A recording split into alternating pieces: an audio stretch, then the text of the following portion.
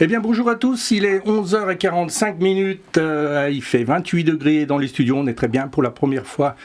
C'est une manière d'inaugurer un petit peu notre nouveau média.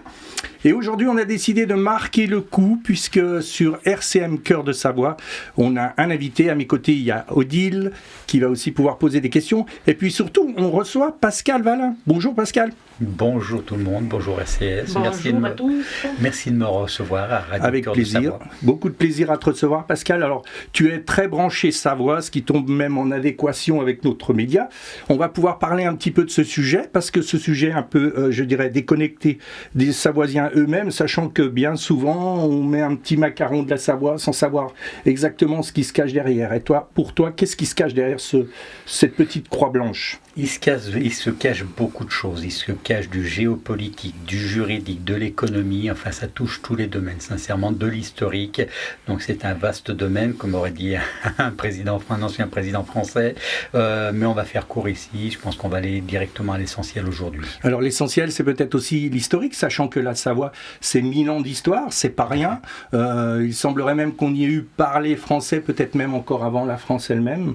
Donc, est-ce que tu peux nous retracer un petit peu de manière concentrée, je dirais, cette histoire de Savoie ? Donc, je fais très succinctement. Il faut savoir que l'État de Savoie est né dans la vallée de la Maurienne aux alentours de l'an 1000, 1032, me semble, avec le comte Humbert au Blanchemin. La Savoie a grandi petit à petit géographiquement. Elle englobait ce que sont aujourd'hui les cantons de Vaud, du Valais. Elle allait aux portes de Lyon. Elle descendait jusqu'à la Méditerranée après, au fil du temps, accord de protection de ce qu'on appelle le comté de Nice, qui est une partie des Alpes-Maritimes.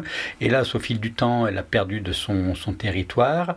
Le français, c'est exact. C'est François Ier, fils de Louise de Savoie, donc François Ier qui a été roi de France, qui, pour unifier cette nation, a porté la langue qui était parlée ici, sur ce territoire de Savoie, qui est devenu le français. Historiquement, on a pris, il y avait ici ce qu'on appelait la Mapsart, qui est devenu le cadastre en France. La Savoie a porté beaucoup. Malheureusement, beaucoup de choses ont été effacées au fil des temps, parce que volontairement, on voulait faire disparaître la nation et la notion d'État de Savoie. Mais aujourd'hui, dans ces temps difficiles, ça peut être une merveilleuse sortie de secours par rapport à l'effondrement qui est en train de se produire dans notre monde actuel. Quand tu parles de en fait, tu veux faire entendre qu'il y a une certaine volonté qui a été mise en place pour effacer une partie de cette histoire millénaire ? Oui, c'est le cas malheureusement, ce qui s'est passé avec la Bretagne, avec la Corse, ainsi de suite. Mais il y a des résurgences et aujourd'hui, le but, c'est de faire renaître cet État de Savoie. C'est une réalité juridique aussi, ne nous le cachons pas. C'est une réalité, c'est du droit international. La République française, plutôt, a beau cacher cette vérité, de toute façon, elle finira, comme on dit, le mensonge par l'ascenseur, la vérité prend l'escalier, mais elle finit toujours par arriver à la lumière au sommet. Donc là, on entre dans une certaine vérité cachée, d'une certaine façon, mais alors ça voudrait dire que peut-être que certains traités, eux, n'auraient pas forcément été respectés, l'histoire de genre. Alors, on va résumer très très rapidement. Donc, je disais la Savoie autour de l'an 1000. Et puis, on arrive à 1860, l'annexion de la Savoie qui s'est passée dans une violence extrême quand même, pour une population de 600 000 habitants à l'époque. Alors, ce qu'il faut comprendre, c'est l'État de Savoie, c'est ce qui est aujourd'hui le 73 et le 74, Savoie et Haute-Savoie, mais qui ne formaient qu'un État autrefois. Donc, en 1860, pour l'annexion, sous Napoléon III, la France le Second Empire a envoyé 200 000 soldats pour une population de 600 000 habitants, ce qui fait quand même beaucoup de militaires. Le référendum s'est passé dans la violence, il y a eu des morts, il y a eu des déportés. Il y avait pas de pression. Oui, tout à fait. Quand vous êtes face à des baïonnettes, il faut quand même être courageux pour résister. Voilà. Donc le temps passe, on se retrouve en 1947 à la création de l'ONU. Je résume, je reste très très succinct. À la création de l'ONU, L'ONU déclare que les nations qui ont des traités antérieurs à 1947 qui souhaitent les prolonger doivent les faire enregistrer au secrétariat de l'ONU dans un délai de 6 mois. Pour une raison qu'on ne connaît pas, la France n'a pas fait enregistrer le traité d'annexion de 1860, ce qui fait, dans cette durée de 6 mois, ce qui fait que la France a perdu le titre de propriété sur la Savoie. Ce qui est étonnant, c'est qu'elle prétend le contraire en disant qu'effectivement c'est bien dans le journal officiel, mais bizarrement, dans son équivalent, la Gazzetta Italiana, c'est pas enregistré a priori. Oui, et puis même de toute façon, il y a eu des contacts avec l'ONU. L'ONU n'a aucune trace d'enregistrement du traité d'annexion de la Savoie à partir pour 1947. On comprend, je vais dire que je comprends la situation de la France. De Gaulle disait qu'on perd les pays africains, ce n'est pas grave, il est hors de question de perdre la Savoie. C'est du stratégique, c'est du géopolitique, c'est de l'économie. La Savoie, enfin, quand je dis la Savoie, c'est l'État de Savoie qui regroupe les deux, moi je dis ex-départements 73 et 74. On est à l'intersection de la France, de la Suisse et de l'Italie. On a 2 tunnels autoroutiers, on a 17 barrages hydroélectriques, on a de l'industrie, du tourisme, de l'agriculture. On est une nation à part entière. On a tout ce qu'il faut pour vivre très très bien. J'aime bien faire un petit comparatif pour que les gens comprennent. L'État de Savoie, donc ex-département 73 et 74, c'est 1 300 000 habitants, 10 000 km². Pour faire un rapprochement, vous prenez le Qatar. Le Qatar, c'est la réserve de gaz du monde en quelque sorte, c'est 10 000 km². Donc au niveau géographie, on est identique. Vous prenez le Luxembourg, tout le monde connaît le Luxembourg, qui est un État de l'Union européenne, 2000 km², 650 000 habitants. Vous voyez, on n'est pas ridicule. Et vous prenez le plus petit État de l'Union européenne, c'est l'île de Malte, 840 km², quelque chose. C'est tout petit, oui. C'est tout petit. Voilà, donc on a tout ce qu'il faut pour être une nation tout à fait viable géographiquement, économiquement. Est-ce qu'on arrive à chiffrer approximativement toutes ces ressources en termes hydrauliques, énergétiques? Parce qu'on parle de barrages, on parle de plein de choses, mais il y a aussi les ressources de la montagne, des stations, il y a l'industrie dans la vallée de l'Arve et toutes ces filières qui viennent s'y rattacher, c'est énorme en termes économiques. On n'a pas d'idée à chiffrer là-dessus, c'est compliqué. On estime le PIB de l'État de Savoie de 80 à 100 milliards d'euros. C'est à peu près 10 à 15% du PIB de la France. Imaginez demain, on quitte la France, donc ça veut dire, imaginez une entreprise qui du jour au lendemain perdrait 10 à 15% de son chiffre d'affaires. Ça peut être assez violent, et on comprend pour toutes ces raisons que la France ne veuille pas nous lâcher. Mais encore une fois, elle le fait illégitimement. Elle ne respecte pas le droit international. Oui, c'est effectivement colossal. Moi, j'aurais aimé aborder un sujet, puisqu'on parle beaucoup, alors vous verrez que vous allez voir que c'est un peu lié quand même à la Savoie, parce que ça pourra apporter des changements, mais la situation aujourd'hui du monde, avec les élections américaines particulièrement, donc a priori, il semblerait qu'il y ait déjà quelques tractations avec l'Ukraine. Est-ce qu'il pourrait trouver une solution sur ce sujet? On ne sait pas encore trop, mais ça laisse supposer qu'en tout cas, la donne pourrait changer dans les mois et les années qui viennent, sachant que Trump va prendre donc son pouvoir au début de l'année. Qu'est-ce que pour nous, la Savoie ou même la France, ça pourrait changer à ce niveau-là, d'après toi? Moi, je pars du principe qu'économiquement, quand on voit ce qui se passe actuellement, que ce soit au niveau de l'Union européenne, l'Allemagne est en train de s'effondrer économiquement, la France n'est pas mieux lotie, l'Angleterre n'est plus dans l'Union européenne, mais elle va très très mal. Il va y avoir un effondrement économique général. Ça n'engage que moi, ce que je dis, attention. Donc, il ne faut pas... Pour moi, la France, je vais faire cette image, la France, c'est le Titanic qui est en train de couler, et il faut absolument que la barque Savoie s'éloigne du Titanic pour ne pas être entraînée avec elle dans cet effondrement. Donc, à un moment, il y aura peut-être des choses à faire pour réagir, pour nous séparer de l'entité France, du navire France qui est en train de couler.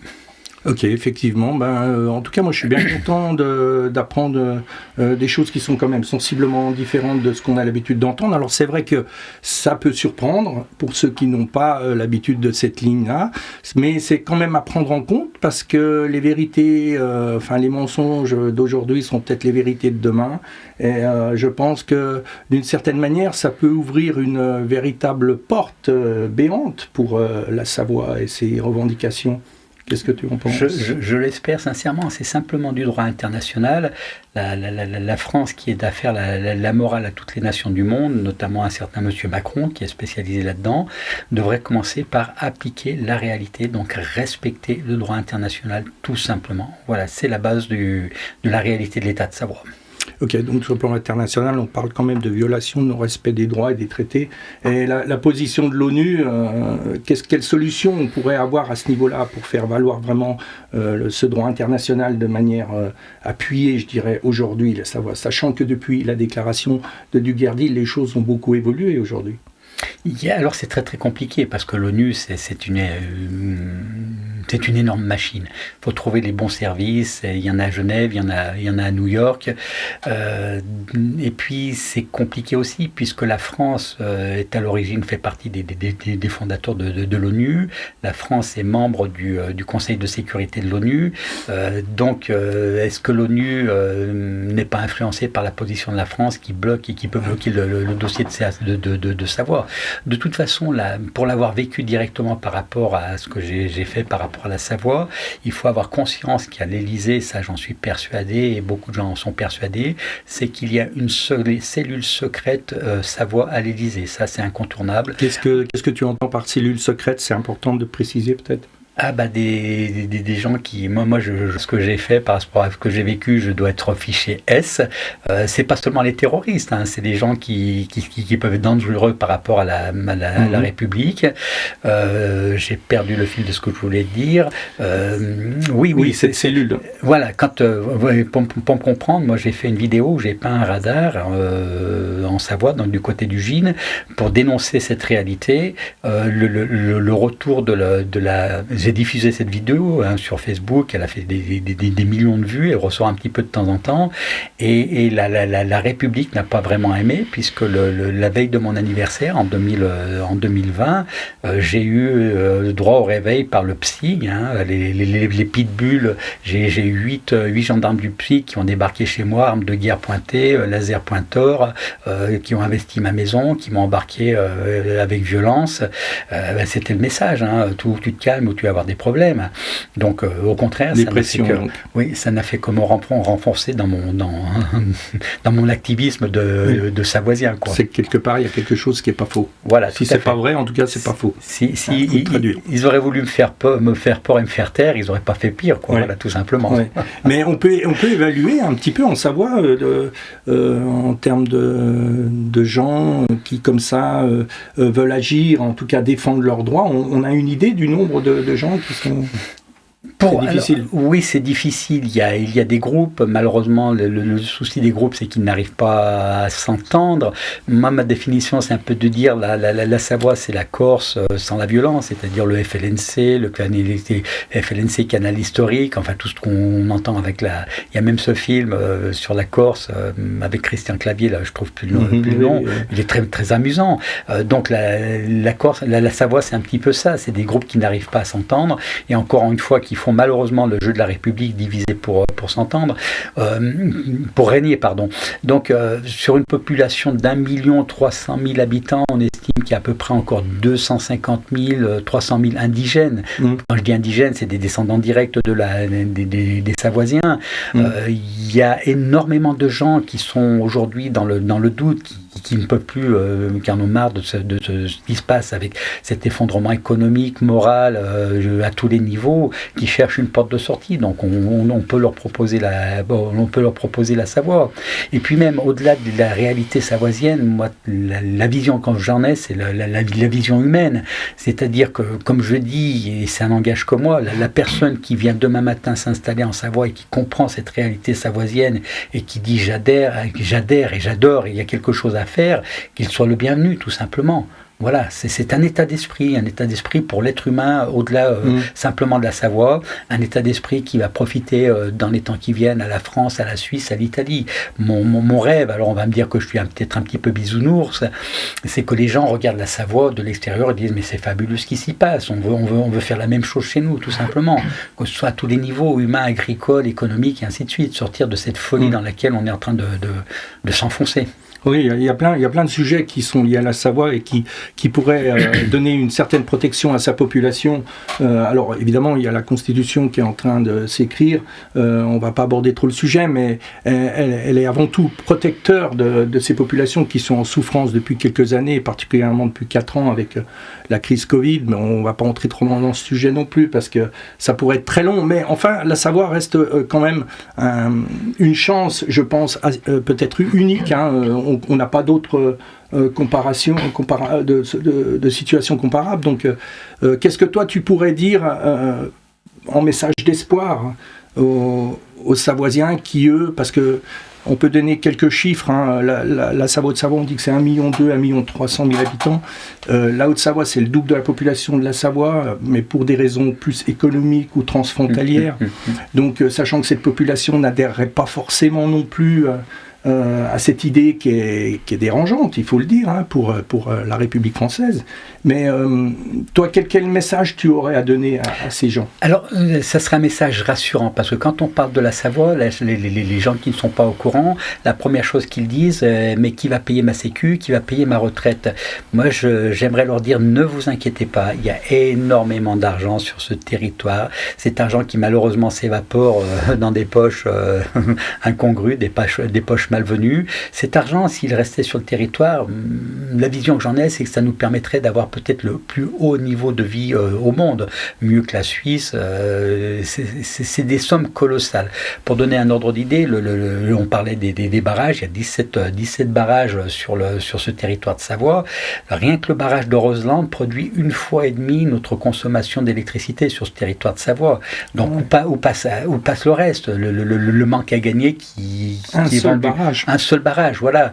Tout le reste est revendu sur les réseaux internationaux, et quand on voit les factures d'électricité qu'on paye, c'est affolant, ça fait peur. Oui, parce que c'est important de le préciser, ça, les factures d'électricité. Si l'économie énergétique retombe directement dans notre poche, forcément, les factures elles-mêmes, on va le sentir, nous, dans notre courrier.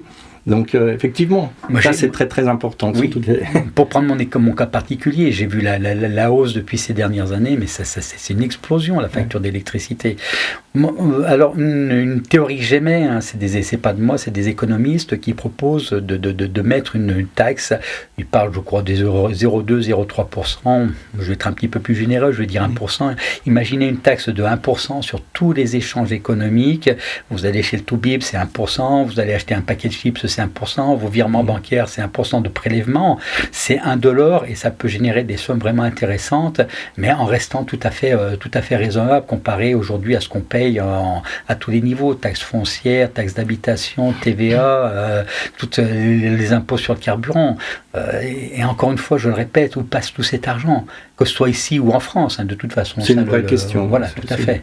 Donc oui, c'était la Savoie pour moi, c'est l'espoir, c'est l'avenir de demain, et encore une fois, pas uniquement pour le peuple de Savoie, pour les nations qui nous entourent, et puis tous les humains de bonne volonté. Eh bien, c'est là-dessus qu'on va conclure. En tout cas, ça laisse beaucoup d'espoir. Je trouve que c'est enrichissant pour nos esprits. Eh bien, je pense que beaucoup de gens pourraient adhérer à l'idée qu'aujourd'hui, la Savoie est une nation. Et je crois que c'est là-dessus qu'on va conclure. C'est pas si mal. Je me permets de rajouter une chose. À l'époque du Sénat souverain de Savoie, je me suis aperçu qu'il y avait énormément de gens qui cherchaient quelque chose, qui venaient ici et qui disaient « mais c'est fabuleux ce qu'on propose, ce que vous proposez ». Donc voilà, il y a un terroir, il y a quelque chose de vraiment à mettre en place qui est l'avenir de l'humanité, tout simplement. Eh bien, merci Pascal, c'était très enrichissant tout ça. Il est 12h04 à l'écoute Radio Cœur de Savoie, tout un symbole, radio-télévision que je vous invite à écouter de plus en plus nombreux. Sachez qu'on est là pour être votre porte-voix et qu'on espère durer aussi longtemps que possible, sachant que nous avons, dirais-je, une obligation, oui, j'appelle ça une obligation de vous informer sur les réalités de cette nation. Je vous remercie bien sûr et puis je vous dis à la prochaine fois. Bonne journée. Au revoir. Merci, au revoir. Aux Savoisiens, je resterai chez vous. À l'ombre, je taillant dans vos vertes campagnes, accordez-moi toujours asile et sûreté, car même à respirer